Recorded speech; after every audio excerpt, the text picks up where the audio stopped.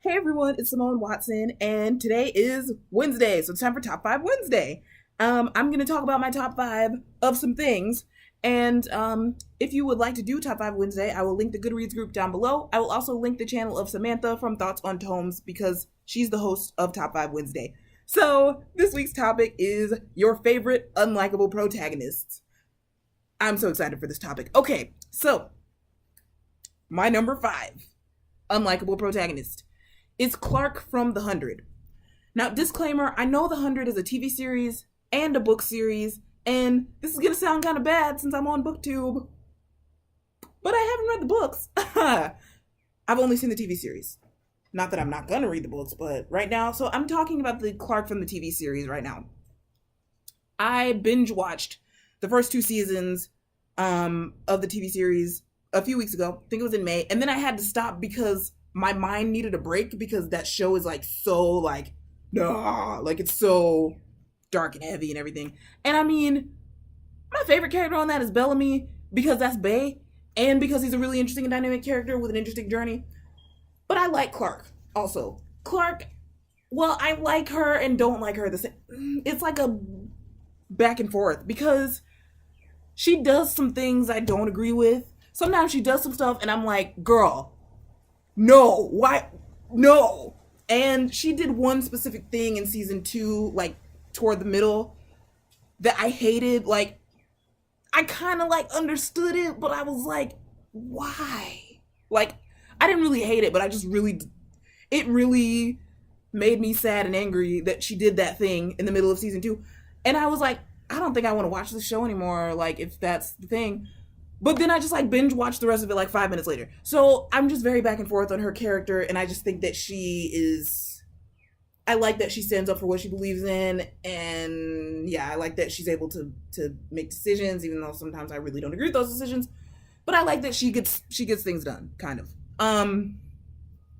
Yeah, and yeah, so we'll see if I ever watch season 3, or I probably will, but we'll see if I watch it anytime soon, and maybe I won't like her anymore, because I watched some of episode 1 of season 3, and I already was like, this whole thing is kind of boring, this whole episode is kind of boring, but we'll see. So, number 4, America from the Selection series by Kira Cass.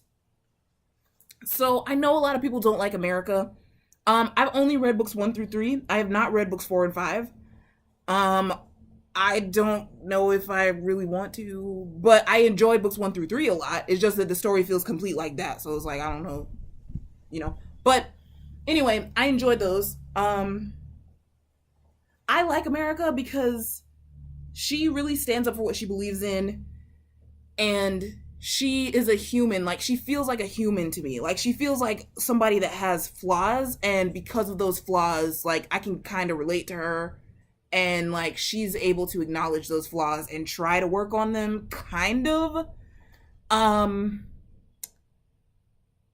But again, there's like a dichotomy because book 3, so like I think one of the reasons people don't like her is because she's indecisive, and I totally get that. She has 2 guys, Aspen and Maxon. I don't know how nobody vetoed these 2 names because they sound so similar, but like she has 2 guys that are in love with her, and to me it's like Maxon is like so great. He's so patient with her.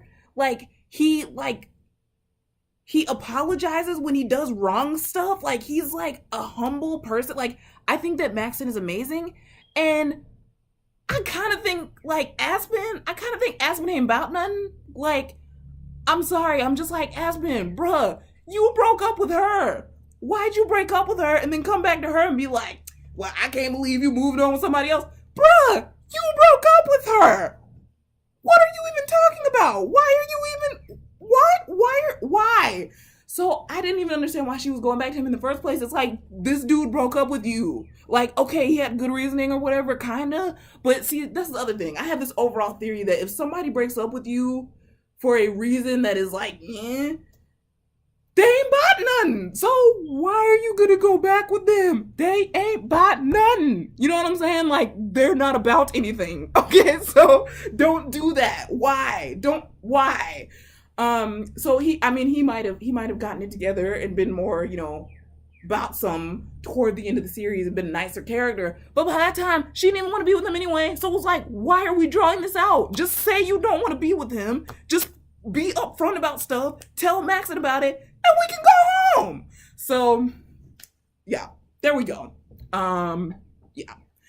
That's just how I feel about it. Yeah, book three was too drawn out to me, and it was too Deus Ex Machina-y. It was too much of like, oh, some random stuff is going to solve America's problems instead of America solving America's problems. So I can understand her being a little bit unlikable for that, but there also was a part in book 3, 2 parts where she particularly helps people, but one of those parts is like a part that just took my breath away, and I just loved it so much, and I just loved her so much, and I just loved Kira Cass so much, and I was just like, this is a beautiful, amazing part, and it's just like one of my favorite moments in literature, and it's kind of sort of nearing the end of the book, but not really. But that book, I would tell you guys, if you don't read anything, like, if you are on the fence about that trilogy, but like you want to read like it for that specific part, I probably would, because it's a really, really good part. So there we go. That's all of my loaded thoughts about America. So my number 3, how do I come back from that, right? My number 3 is House from House.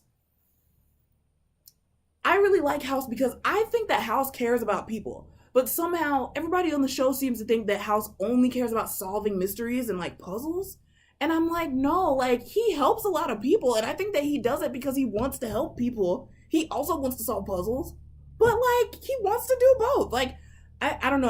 I can just think of a lot of instances where his helping people was like mainly gratifying for that purpose. Like, and particularly like the thing with the guy that was in the, I can't even remember what this is called. Like the guy that was like, he could hardly move, you know, and then House was helping him, and it was like the beginning of season 3 or something, and everyone's like, why are you helping him? Where's the puzzle? And it's like, he doesn't have to have a puzzle. They're acting like for him to be nice is like there's something wrong with him or something. So I just didn't like that. I like him. I think that he is a very cool character. Yeah, he's rude a lot of the time, but I still think that he's a cool guy. Number 2, Annalise from How to Get Away with Murder. This is another one that baffles me. Now, How to Get Away with Murder is another show that I kind of binge watched, and I'm kind of mad at this show because I have another bae. I have a bae on this show, and they did my bae wrong. I'm not gonna go into detail about that because I don't want to spoil the show for y'all, but they did him wrong. I'm just saying they did him wrong.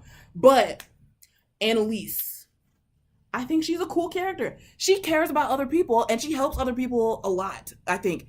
And it's weird to me because everybody acts like she's really evil, but if you think about it, everybody on the show has done more evil stuff than she has. Like, the show is called How to Get Away with Murder.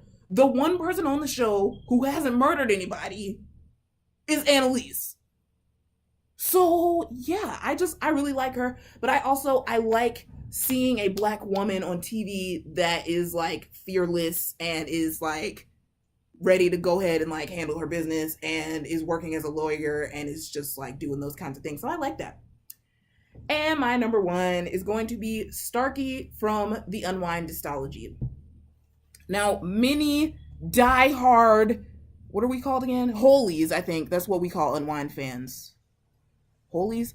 Many diehard holies would be like, Starkey is not the protagonist, okay? Like, he is, like, totally the antagonist. Yes. But when I started book 2, because remember, Unwind was like a standalone for like 5 years. Then book 2 came out and it was like, oh, let's add more, like, Neil was like, let's add more, like, dimensions to the story. So Starkey was like the first new character that we got introduced to. And he kind of seemed like the protagonist at that time. Like, we were rooting for him. He was running away from his unwinding. The problem is, over the course of book 2, he slowly devolves into more selfishness, being power hungry, and just doing things that are evil and just evil. Like, just evil stuff. But, like, you knew he started off with good intentions.